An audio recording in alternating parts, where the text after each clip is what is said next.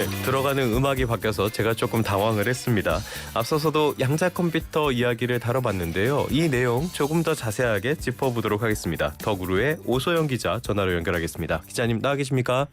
네, 안녕하세요. 예, 안녕하세요. 양자 컴퓨터 굉장히 이번 주에 신문지상이나 방송상에 많이 접할 수 있었던 단어가 아닌가 싶은데요. 젠슨 황 CEO 이야기를 안 할 수가 없을 것 같아요. 왜 연관되는 겁니까?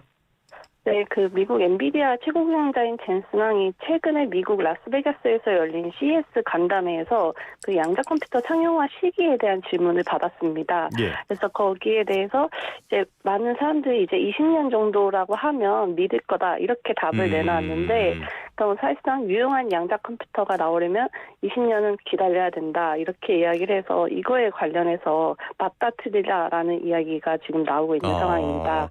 그러니까 양자 컴퓨터에 대한 기대감은 큰데 이게 되려면 한 20년은 기다려야 되지 않겠어? 이렇게 이야기를 하면서 시장이라든지 여러 부분에 영향을 미치고 있는 건데, 양자 컴퓨터가 지금 굉장히 주목을 많이 받는 기술 영역이잖아요. 이 양자 컴퓨터가 뭔지 쉽게 좀 설명 부탁드릴게요.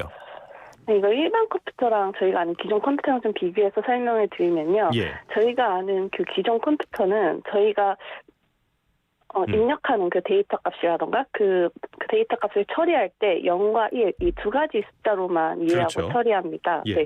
그래서 저희가 예를 들어서 영상 보여줘 이런 식으로 문자로 입력을 해도 일반 컴퓨터는 이거를 00, 10, 110 이런 식으로 처리하게 되고요. 네. 그래서 이 0과 1로 표현되는 이 가장 적은 정보 단위를 저희는 비트라고 부르게 되는데, 이 양자 컴퓨터는 좀 비트가 아닌 큐비트를 활용합니다. 큐비트가 뭡니까? 네, 큐비트의 가장 큰 특징 중첩 상태인데요. 그러니까 0과 1이 동시에 있다?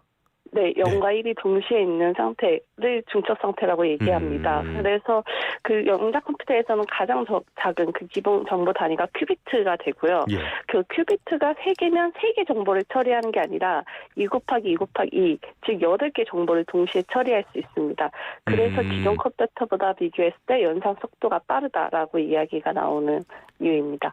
참 이 부분이 이야기가 참 어려울 것 같은데, 동전의 앞면과 뒷면이 동시에 있다라는 뜻이기 때문에 이야기가 어려운데요. 양자가 좀 그런 부분이 있어서 그냥 받아들이시는 게 좋지 않을까 싶습니다. 기존 컴퓨터랑 비교하면은 이 양자 컴퓨터라는 게 얼마나 빠르다는 겁니까? 네, 슈퍼컴퓨터랑 비교를 했을 때 10억 년이 소요되는 문제를 양자 컴퓨터는 100초면 풀 수 있다 이렇게 이야기를 하고 있습니다. 10억 년이 100초. 예. 네. 그래서 복잡한 암호를 푸는 거나 아니면 화학이나 바이오 이런 분야에서 좀 난제들을 풀 수 있다 이렇게 기대감이 나오고 있는데, 다만 모든 상황에서 빠르다 이렇게 좀 가정은 하긴 힘듭니다. 그래서 양자 컴퓨터가 잘하는 분야는 다양한 좀 가능성을 계산해야 되는 시뮬레이션 아니면 최적화 모델 이런 관련해서 학습을 할 때는 양자 컴퓨터가 굉장히 빠르다라고 이야기를 하고 있고요. 대표적으로 많이 예를 드는 게 길찾기를 많이 예를 드는데요. 예를 들어서 제가 이제 방송국 갈 때 10가지 정도의 길이 있다면 기존에 있는 컴퓨터는 하나하나 길을 다 가보고 하나하나 다 시간을 계산해서 그걸 전체적으로 보여줍니다. 반면에 양자 컴퓨터는 동시에 출발해가지고 가장 빠른 하나의 길을 보여주거든요. 그러니까 훨씬 빠를 수밖에 없죠. 이런 것들이 중첩의 장점이라고 볼 수가 있겠는데, 그러면은 일반인들이 나 이번에 양자 컴퓨터 한 대 샀어 이럴 일은 별로 없고 특정 분야에서 주로 사용하게 될 것이다 이렇게 보면 되는 겁니까? 네, 지금 암호화 관련해서도 많이 얘기가 나오고 있고요. 그리고 바이오나 금융이나 이런 제약 쪽 분야에서도 산업 쪽에서 많이 응용이 될 것 같습니다. 아마 일반인이 사용하려면 일반인 가정에 지금 슈퍼컴퓨터가 없는 것처럼 그렇죠, 좀 그렇죠. 오래 걸리고 힘들지 않을까 싶습니다. 네.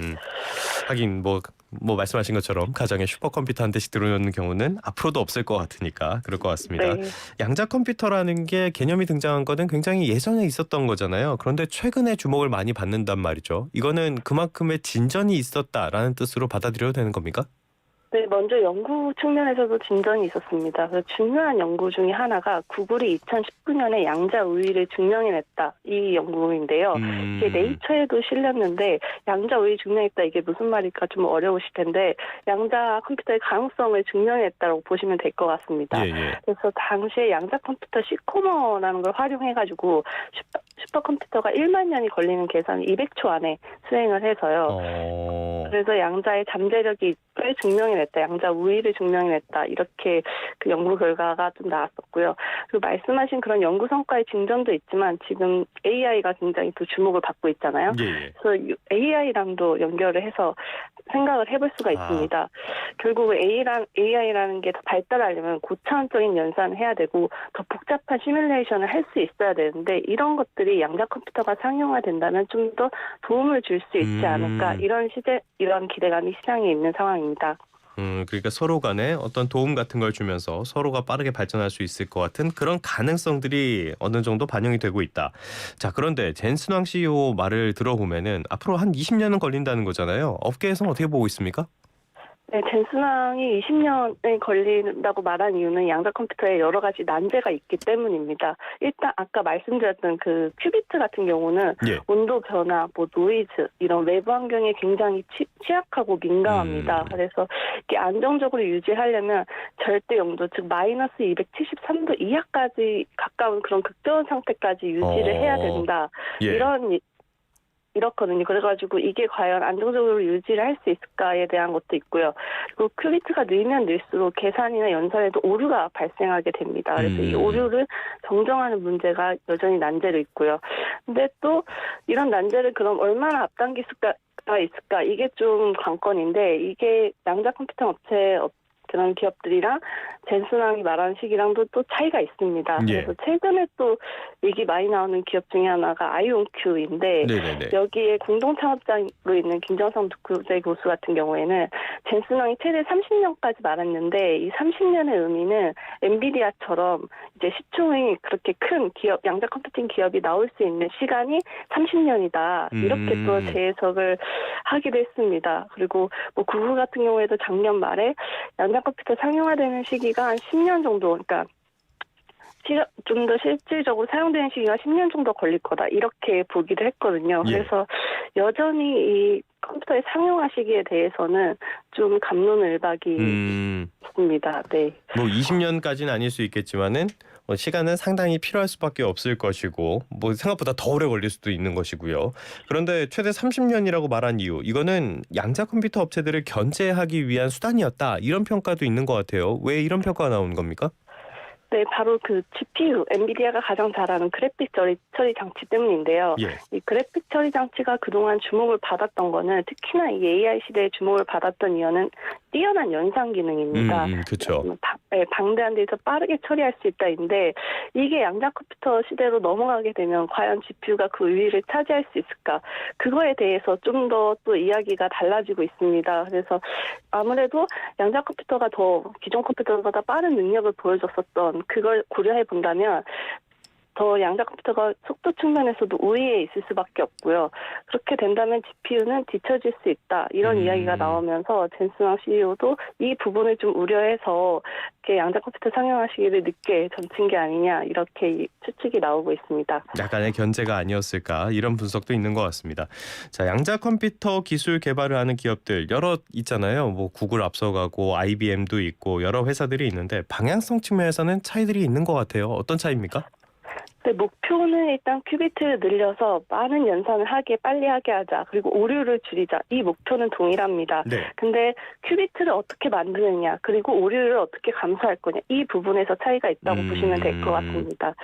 그래서 먼저 그 오류부터 얘기를 하면은 IBM 같은 경우에는 사전에 오류를 예방하겠다 해서 그 오류를 발생시키는 그 노이즈를 제거하는 프로그램을 만들겠다. 이렇게 이야기를 하고 있고요. 예. 그리고 구글 같은 경우는 오류를 실시간으로 관리하는 프로그램을 만들겠다 이렇게 이야기를 하고 있습니다. 그래서 큐비트를 여러 개 조합해서 하나의 큐비트로 만든 걸 이 로지컬 큐비트라고 하는데 예. 이 로지컬 큐비트를 활용해서 오류 정정 시스템이 작동하도록 했고 그 실제 연구 결과를 지금 발표를 한 상황입니다. 그리고 아까 말씀드렸던 그 큐비트를 어떻게 만드냐 이 부분도 좀 다르다고 말씀을 드렸는데요.